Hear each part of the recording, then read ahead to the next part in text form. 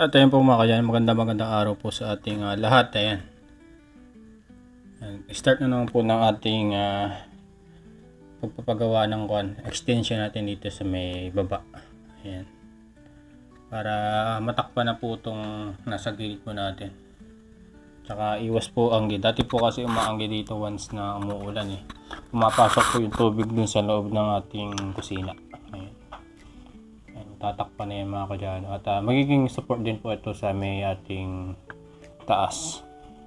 Kasi maglalagay po tayo dito ng dalawang poste dito sa may bandang kanan ng ating bahay. Ayan. Titingnan natin kung babagay ba. Ayan. Ayan po mga kadyano. Konting-konti pa. Ayan. Kita na po yung ganda na po ng ating bahay. At dito na po sila nag-i-start dito sa may likod ng bahay. Tatakpan na po itong daanan namin ni Crystal dito sa likod. Ayan. At may saging dito. Siguro tatanggalin ko din ito pagkatapos ng bunga ng isang saging. Ayan. Maayos din natin itong sa baba mga kadyano. Paunti-unti lang po. At so yan po mga kadyano, ito na po yung kanilang natatapos. Napostihan na rin po dito sa may bandang gilid. Hindi ko po masyadong natutukan dahil nga po ay nagda-driving school po tayo. Ayan, yan na po yung kanilang nagagawa.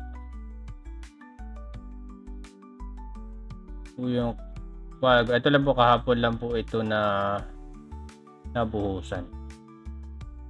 Yung mainit-init po yung semento.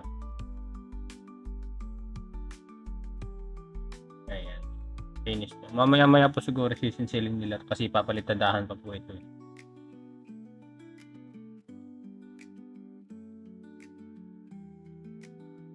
Ayan po, kalaki yung posting pong pinalagay po natin.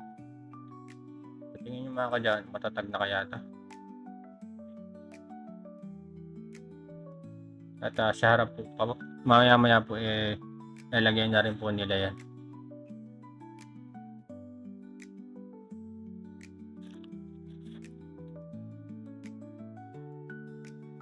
Medyo mainit-init pa po yung kanyang semento.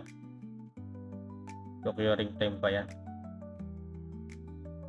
Ito na po yung kanilang natapos sa ilang araw.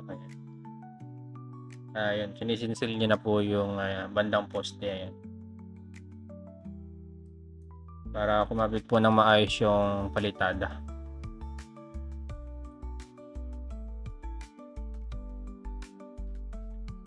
Maglalagay po tayo dito ng standard size na bintana.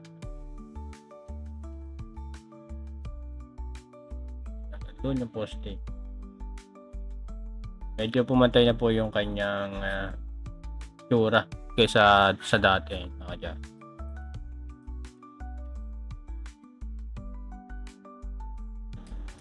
Ayun po mga kadyan, sa tingin nyo po kaya, ano kayo po ay maganda ilagay dito sa may gilid ng bahay? Maganda po kaya lagyan to ng plant box yung gilid po.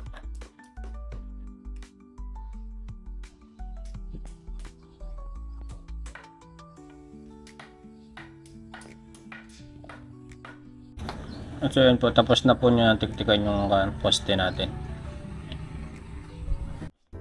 So yun po mga kadyan, ikabit na po nila yung forma dito sa may isang poste. Ayan. Ayan. Siguro po lalagyan ko po ng isang poste dito sa may bandang kaliwa po ng ating bahay. Para pantay po talaga yung itsura. Ayan. Tapos papaploringan na rin po natin itong harap. Kahit yung katapat lang nandun sa may taas ng flooring. Ayan. Yung daanan lang po. Pansamantala. Ayan. So yun po mga kadyano. Ayan. Ito na po yung itsura ng likod natin. At inaayos pa rin po nila yung forma doon sa ating poste.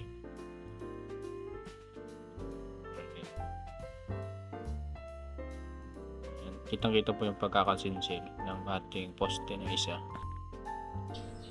So yun po mga kadyano, sa mga nagko-comment po ng concern sa ating bubong. Ayan. Malayo po yung puno ng mangga at mga puno ng kahoy dito sa ating bubong. Kaya okay lang po yan. So ayun po mga kadyano. Nagsisimula na po silang palitadahan tong padar natin. Ayan sina 4 at si Tagpi. Naghahalikan. Ang sweet talaga ni Tagpi. At ayun po mga kadyano. Napalitadahan na po niya yung ating pader dito sa may gilid. Ayan. Ginagamitan niya po ng aluminum. Binabara po niya ng aluminum para pumantay po yung palitada. So yun nga po mga kadyan. Nabuhusan na rin po pala ito ang ating poste dito sa may harap po ng bahay. So, iniimpisan nyo na po ulit yung pagpapalitada. At ayun po mga kadyano, medyo ayan, kanya-kanya napalitadahan na. Maya po kikinisan pa niya yan. Medyo rough pa yung itsura para mag-blend po dun sa may dating palitada. Ay. Nagamitan niya ng rodela. At ayun, pagkalipas po ng mga ilang oras mga kadyano, kanya na po yung itsura ng pinapalitadahan niya. Kinikinis niya na po ng rodela. At saka nag-blend na rin po yung palitada na dyan sa may taas natin.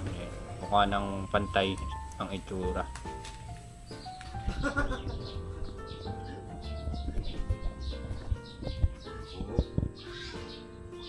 Palo.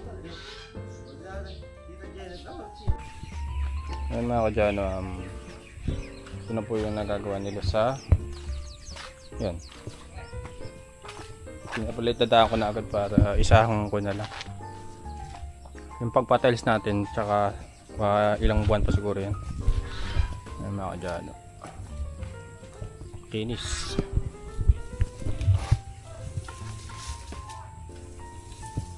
Maganda siguro dito may plant box, pero tsaka na yung mga kadyano.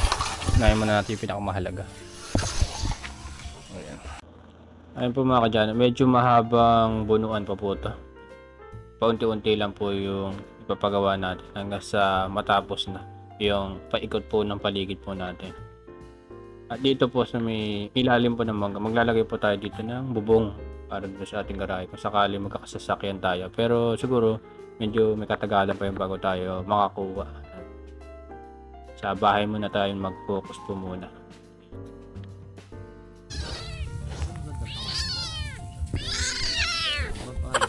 Kagalit. Gantihan mo, Miming. Lalo ko na naman yung aking tulog. Kumaksakalap yun sa ako eh. Yung namamatay na dulo ko eh. Dito Cesar, anong masasabi mo sa pagdadrive ko kahapon? Pwede na tayo sa Baguio. Bot, Baguio agad?